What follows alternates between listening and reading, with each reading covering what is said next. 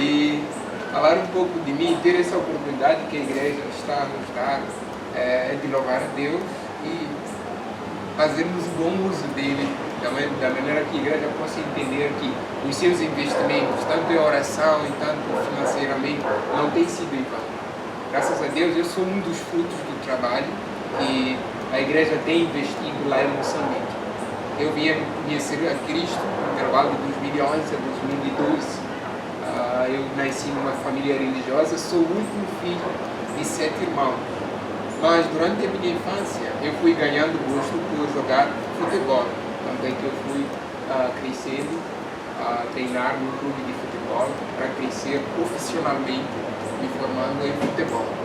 Mas durante esse período, Deus usou a igreja que estava a iniciar, que iniciou numa casa, ao lado onde eu brincava, para poder me trazer para os seus braços, lembrando tudo que foi narrado aqui há pouco.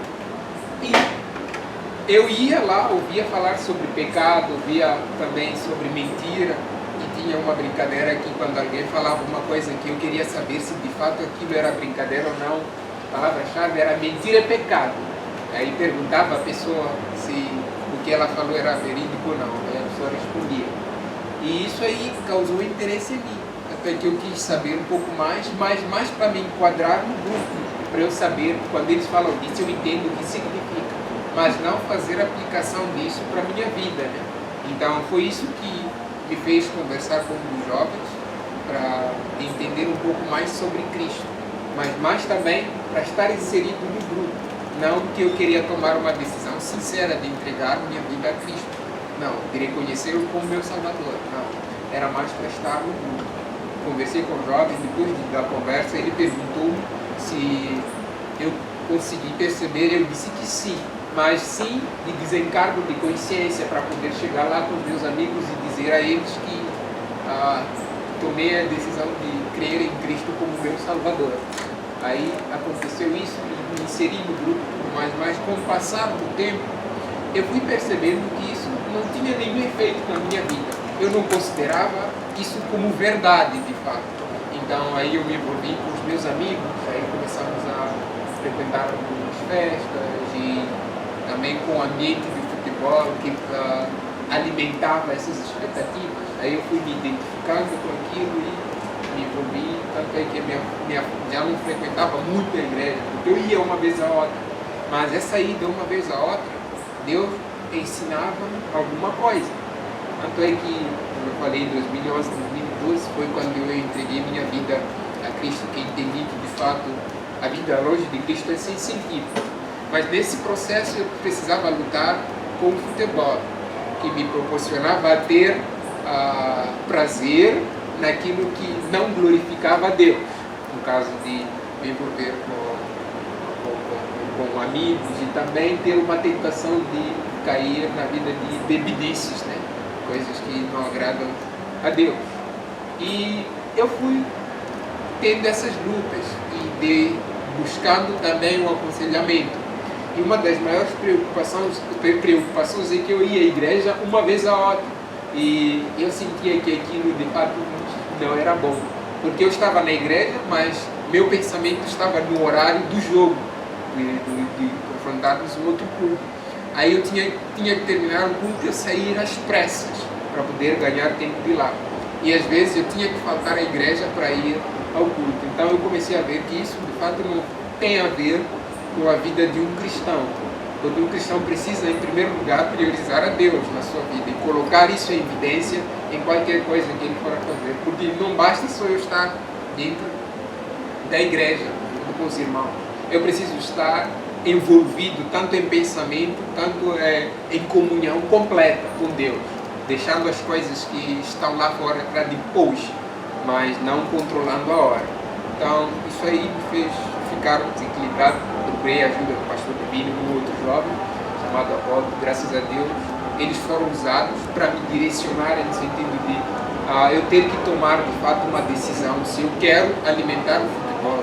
O estado do futebol foi uma das peças-chave na minha vida para eu poder entregar minha vida a Cristo. Aí, em 2015, eu comecei a ter dificuldades no clube, porque eu faltava muito nos jogos que me eram convocados. E isso fez com que o treinador diversas vezes me advertisse, mas eu também pensei, não, preciso tomar uma decisão. E um dos versículos que mais me marcou foi o que está em Marcos, capítulo 8, quando a palavra de Deus fala: que vale ao homem ganhar o mundo inteiro e perder a sua alma? Que daria ao homem em troca da sua alma? Então isso me fez eu refletir sobre o tipo de vida que eu levava. Se eu estava a buscar glória pessoal, ou eu estava a buscar glória de Deus agora que eu sou uma nova criatura, salvo pela graça de Deus.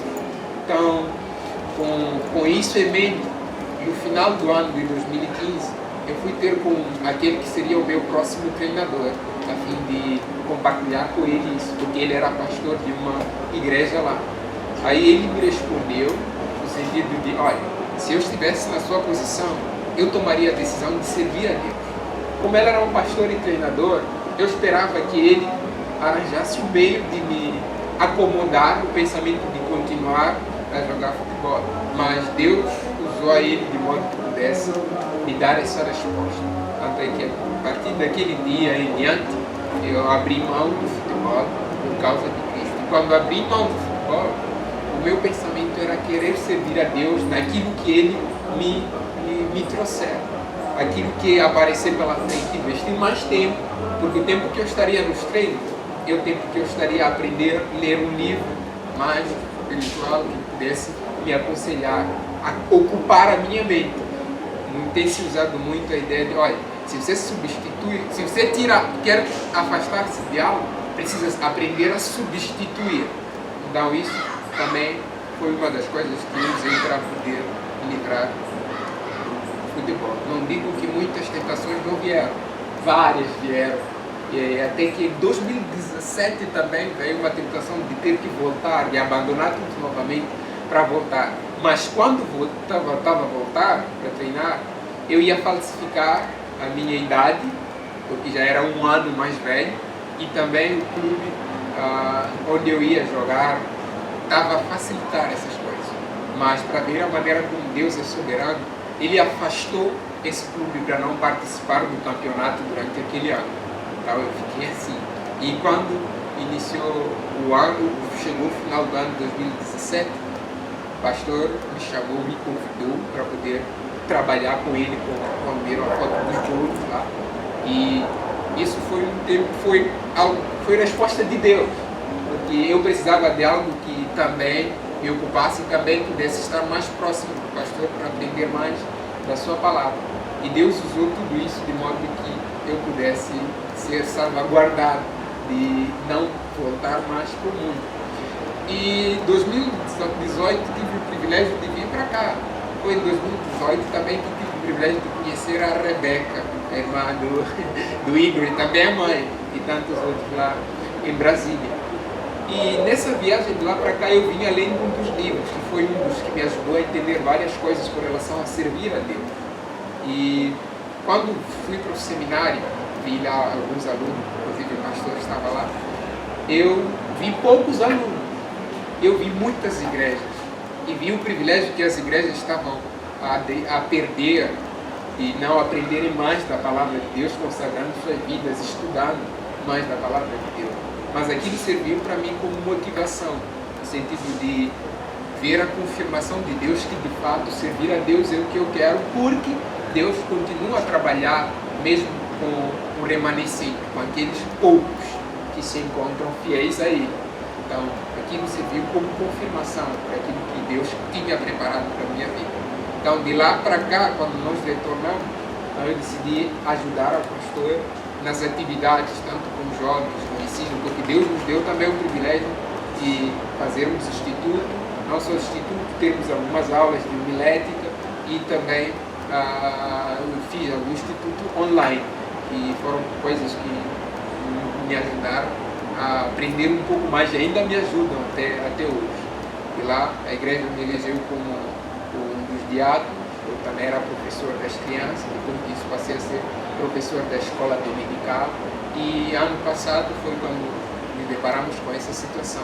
Quando voltei, meus planos eram retornar para cá para poder estudar no seminário. mas eu sabia que pastor divino um dia teria que abandonar, na verdade, teria que deixar o campo.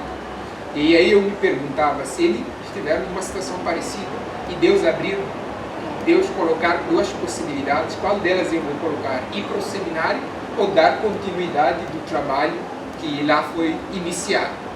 Aí fui orando muito e Deus me permitiu ter a resposta antes mesmo da questão chegar, de abandonar o seminário para dar continuidade ao trabalho, porque lá não teria mais ninguém para fazer isso, mas também ir atrás do conhecimento através dos meios que Deus tem permitido que nós aprendamos. Então foi assim que a igreja veio convidou para dar continuidade ao trabalho. Aí eu aceitei, virão muitos desafios, mas em meio a todos esses desafios estou certo de que o Senhor é fiel, é Ele que é dono da obra, que vai dar continuidade à obra. Não sei como é que as coisas estão lá hoje, mas sei que Deus continua fiel, Ele está a dar continuidade ao seu trabalho, assim como dará quando eu chegar lá. Então esse é um pouco daquilo que Deus fez na minha vida. E quando eu vim para cá também, agora, eu me propus a falar sobre o amor de Deus diante das igrejas. E uma das coisas que eu vejo é que o versículo que está em João 3,16 é o alicerce para muitos, que é lecionado para as crianças, para elas aprenderem a decorar esse versículo.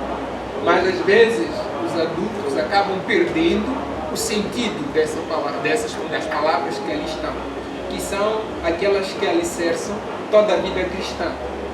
Todas as nossas ações devem ser movidas com base no que está em João 3,16. Como Deus toma a iniciativa de nos amar, conforme foi lido aqui, nós que estávamos desgarados, que andávamos como ovelhas sem pastor, que as nossas iniquidades nos fazem separados de Deus. Então tudo isso conseguimos perceber como Deus derramou a sua misericórdia e sua graça sobre nós, a fim de nos chamar para Ele, para fazer de nós um povo eleito, um povo que deve viver dentro dos seus padrões. Mas ao olharmos tudo isso que o texto de João 3,16 nos fala, desses alicerces, também somos motivados quando olhamos o exemplo do Senhor Jesus Cristo, em Mateus 9, capítulo 9, verso 35 a 38.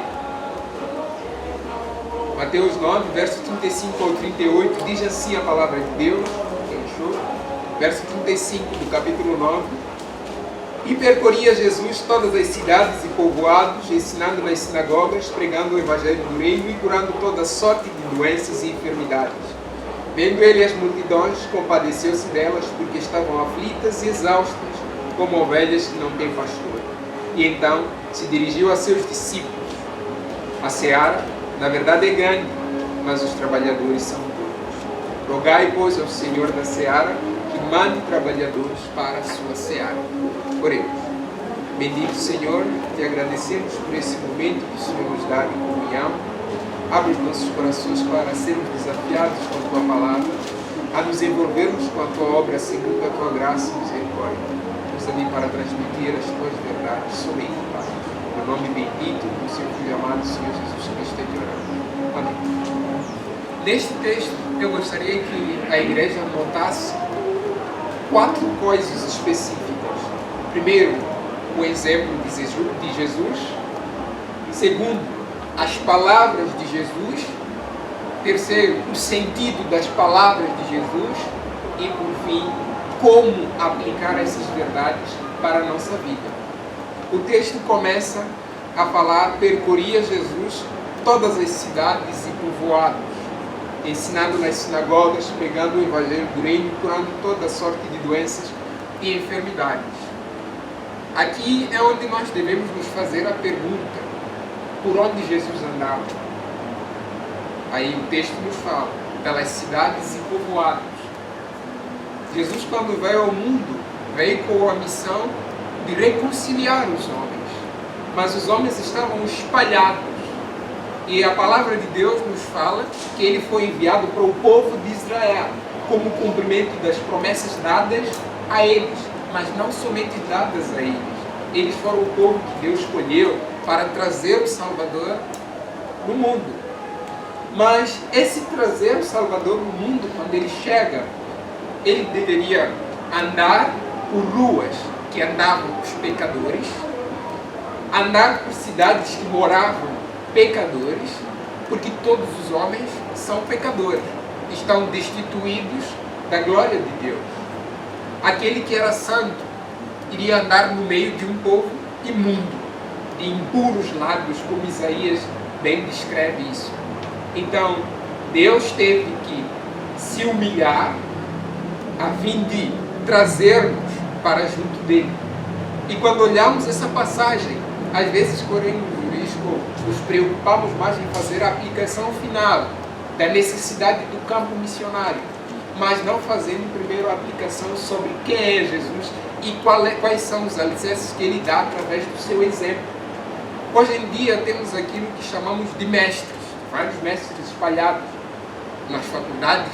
Quando se faz o mestrado, é para uma área específica. Isso é um tipo de ideia que veio com os gregos pré-socráticos, depois também os pós-socráticos também herdaram, no sentido de ter uma única coisa em mente para poder se especializar. E não só a sua felicidade iria se basear naquilo, na busca de satisfação daquilo. Isso que os gregos chamavam de eudaimonia, a busca pelo prazer, pela satisfação naquilo que você se acha capaz, né, de alcançar. Mas se percebemos, vamos entender que isso não tem nenhuma base sólida, porque até os próprios gregos, a verdade não era absoluta. A ideia deles era buscar explorar a mentalidade dos homens, até onde pode ir a imaginação. E onde a imaginação chega, você faz a aplicação daquilo que você imaginou. Então a preocupação dele não era direcionar para uma verdade sólida, mas para explorar a sua mente, para mostrar até onde pode ir a sua mente. E os líderes judeus, percebemos que eles foram dados o privilégio de instruírem o povo na lei de Moisés, na lei de Deus, na verdade, mas que foi dada por intermédio de Moisés. E o que eles fazem? Colocam tradições em cima disso, a fim de desviarem o povo para o povo fazer aquilo que eram as suas próprias vontades. Mas quando olhamos para os gentios que tiveram o privilégio de serem alcançados pela graça de Deus, Deus resplandeceu em nossos corações com o propósito de nós sermos moldados segundo aquele que é o seu propósito. E ao olharmos para essas passagens, podemos ter um exemplo do tipo de mestre que Jesus era. Era um tipo de mestre que saía do seu lugar de conforto, sendo ele divino como ele é, a fim de ir alcançar aqueles que eram povos de impuros lábios, a fim de trazer conhecimento para aqueles que estavam espalhados. Por essa razão que ele é o modelo perfeito enviado por Deus, para que nós pudéssemos ter um padrão de vida baseado nele. E ao olharmos isso também vamos perceber que ele curava toda sorte de doenças e enfermidades, que naquela época criam-se que essas questões eram herdadas dos pais, que eram consequência de pecado. E o único que podia extinguir isso era o próprio Deus. E quando ele faz isso, ele faz coisas que são prerrogativas divinas para testificar a sua divindade diante do povo. E não só testificar a sua divindade diante do povo, mas mostrar onde a verdade absoluta está centralizada. Conseguimos perceber que a verdade absoluta está centralizada nele. E João vem para nos confortar. 14, verso 6 diz: eu sou o caminho, a verdade e a vida. Ninguém vem ao Pai senão por mim. Então é em Jesus que nós temos os nossos caminhos alicerçados, direcionados, é onde somos perdoados dos nossos pecados. Mas em Jesus também é onde nós temos um modelo de vida que nós devemos ter, devemos almejar ter. E depois de termos essa correta compreensão de quem é Jesus, o que ele fazia, vamos perceber que ele, ao olhar para a multidão que o seguia, que estava em sua volta, ele vê algo interessante. Que o texto diz: vendo ele as multidões, compadeceu-se delas, porque estavam aflitas e exaustas como ovelhas que não têm pastor. Ao olharmos para este texto, vamos perceber que a sua divindade, a sua pureza, em toda a sua essência, quando ele olha para os homens, ele vê o que o pecado faz na vida deles. A maneira como o pecado corrói tudo o que o homem é. O que as doenças e tantas outras coisas são oriundas do próprio pecado da humanidade dos homens e das limitações dos próprios homens. E aqui percebemos que Jesus vê isso, mas vê de uma maneira profunda. Vê o pecado em meio a todas essas questões. E ao percebermos ainda mais, é que o texto dizia respeito à multidão em si, não uma pessoa individual. Não podemos ser tentados a pensar, né? Mas a questão central é: como é que a igreja de Deus olha para o exemplo de Jesus na questão de sair do seu lugar de conforto? E segundo, quando a igreja olha para as pessoas que estão no mundo, que estão a se perder, aquelas pessoas que têm prazer no próprio pecado, como é que a igreja se compadece dessas pessoas? Segundo o exemplo de Jesus, percebemos que ele, primeiro, deu o exemplo de sair do seu lugar de conforto. E segundo, ele olha para a multidão e se compadece dela. Ele não fica lamentando, não, se compadece dela. E não só se compadecia, conforme dissemos no início, ele saía, ensinava, pregava o evangelho grego. Ele pregava sobre que nele estava o cumprimento das promessas divinas.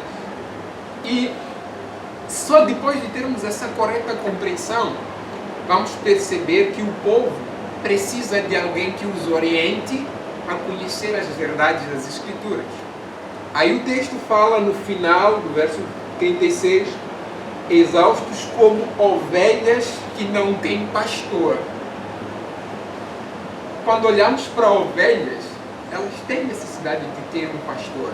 Aquela que vai cuidar, que vai direcioná-las, que vai prover alimento para elas. Os homens têm esse privilégio de conduzirem os homens para os braços de Deus, para Cristo, por intermédio de sua vida, tanto de testemunho, de sua vida, tanto em palavras e suas ações. Então, tudo isso, ao centralizarmos no pensamento dos filhos de Deus, podemos, com exatidão, com profundo temor, nos submetermos a Deus, conforme o texto nos diz, quando continua o verso 37. E então se dirigiu a seus discípulos. A seara, na verdade, é grande, mas os trabalhadores são poucos. Rogai, pois, ao Senhor da seara que mande trabalhadores para a sua seara.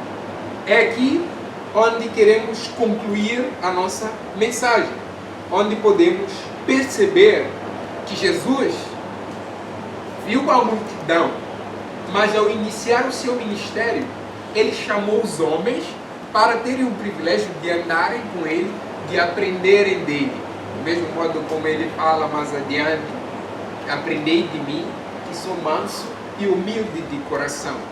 Quando ele faz o convite de vinde a mim todos que estáis cansados e oprimidos. Então, nessas palavras, percebemos que os discípulos tinham o privilégio de andar com Cristo, de aprender de Cristo e também de estar com Cristo fisicamente. Aqui também podemos aplicar para os dias atuais. Nós que fomos alcançados pela graça de Deus, temos o privilégio de sermos inseridos na família de Deus, de sermos feitos filhos de Deus, e não somente filhos de Deus, mas herdeiros das promessas daqueles que são filhos de Deus. E não só isso, temos o privilégio de testemunhar que de fato somos filhos de Deus e que qualquer um que se aproximar do Senhor Jesus Cristo pode ser um filho de Deus, segundo as Escrituras testificam.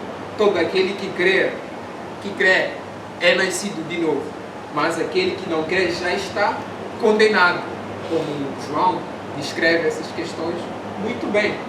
E também, os discípulos, ao terem esse privilégio de andar, estar e aprenderem de Cristo, eles são confrontados com as palavras de desabafo, podemos assim dizer, de Cristo. Cristo poderia muito bem desabafar para a multidão que o acompanhava, mas ele fala essas palavras para os seus discípulos. E ao falar essas palavras para os seus discípulos, ele ensina-lhes a dependência em Deus. Quando o texto diz, a seara na verdade é grande, mas os trabalhadores são poucos. Aqui vemos primeiro o modo de pensar, o modo como a nossa visão deve alcançar o mundo, deve alcançar as pessoas no seu todo. E depois disso podemos aprender as palavras de rogai, pois, ao Senhor da seara. Ou seja, aqui o que está em evidência é a oração. Orar pela seara. Orar por aqueles que estão perdidos, por aqueles que têm necessidade de consagrarem suas vidas a Cristo. Orarem também por aqueles que já estão lá. Essa é uma preocupação. E na oração é onde nós encontramos a vontade de Deus revelada, através das nossas ações diárias e leitura da palavra de Deus, que vamos ter a orientação também das dúvidas que forem a surgir durante esse período. Mas não somente orar, ter orientação. Chega um momento em que agora é hora de eu agir. Mas com que base eu posso dizer que agora é hora de eu agir? Estivemos aqui a falar sobre um texto muito interessante. Temos o texto de Marcos 16:15, não somente de Marcos 16:15, mas também de Mateus 28. Depois da ressurreição de Cristo, Cristo novamente vem ter com os seus discípulos. Já não diz para eles rogarem ao Senhor da seara. Ele que é o Senhor da glória, que herdou toda a autoridade que lhe foi dada, ele vai e manda os seus discípulos para irem à seara, para irem aos campos, pregarem o Evangelho do Reino, pregarem as boas novas de salvação que estão em Cristo Jesus, aquele que nos salva da ira vindoura. Então essa mentalidade é que a igreja precisa ter, não somente uma mentalidade de quem vai, não. Primeiro, o que deve nortear todas as ações da igreja é o amor que está baseado, como João descreve, que o amor de Deus fez com que ele entregasse o seu filho para ser morto pelos nossos pecados, mas não somente pelos nossos pecados, pelos do mundo inteiro, como ele descreve na sua carta sobre isso. E ao pensarmos nesse alicerce do amor, então todas as ações que vêm posteriormente a isso devem ser movidas pelo amor. É nisso que nós vamos fortalecermos, é nisso que nós vamos crescer, porque o amor, ele é único e não acaba. Então, esse amor que é descrito por João é o mesmo que motivou Jesus a caminhar no meio dos incrédulos, no meio de um povo arrogante, que motivou Jesus a se entregar na cruz do Calvário e que motivou Jesus a enviar trabalhadores e a dizer para os seus discípulos rogarem para o Senhor mandar trabalhadores. A oração e juntamente com a ação são centralizadas nesses dois capítulos em ligação. E é isso que nós queremos aqui deixar para a igreja.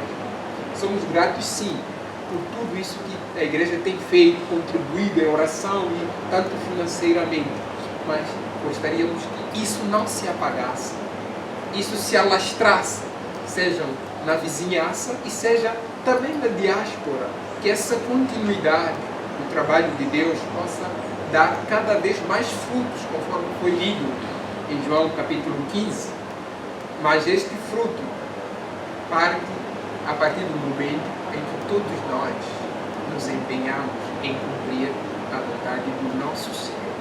Só assim o Senhor será glorificado em nós e podemos dar um testemunho eficaz por onde nós andarmos. que o Senhor possa nos desafiar, nos confrontar e nos orientar nas decisões que formos a tomar daqui em diante. Amém? Amém. Senhor, obrigado por esse momento que nos concedeste, pelo estudo da Tua Palavra. Pedimos que nos guie, avalie os nossos corações, as nossas decisões e o nosso compromisso com o Senhor. Nos ajude, Senhor, através do Teu Espírito Santo, que nos capacita a agirmos de modo que o Senhor seja evidenciado nas nossas ações, de modo que esta igreja possa permanecer no amor e crescer, frutificando dia após dia, Senhor. Entrego a vida de cada um que aqui está presente, que o Senhor fale ao coração dele segundo a Tua vontade, assim como fale aos nossos, para que possamos dar continuidade ao Teu trabalho. No nome bendito do Seu Filho amado, Senhor Jesus Cristo, é que oramos, dando graças. Amém. Pastor?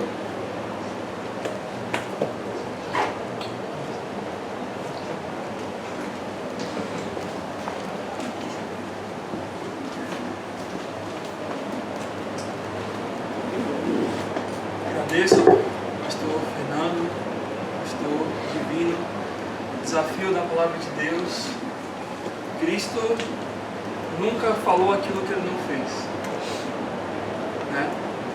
Por isso que Ele é o exemplo, por isso que Ele é o modelo, por isso que João ele fala, nós devemos andar como Ele andou.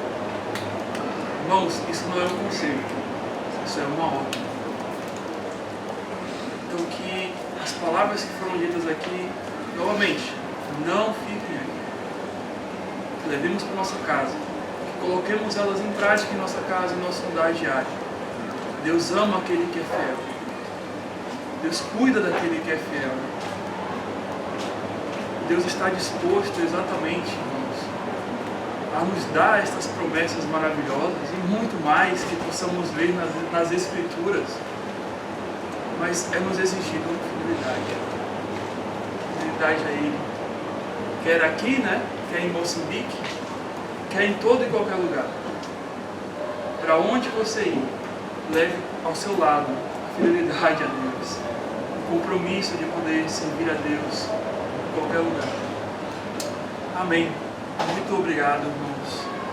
E então, neste momento, nós agradecemos a todos os irmãos presentes, alguns que não puderam vir, né, alguns em trabalho, mas louvamos a Deus pela vida de vocês, por esse tempo que passamos juntos aqui. Não terminou ainda temos um tempo de comunhão após o culto, né, que é chamado de comunhão. Então vamos comer com comunhão.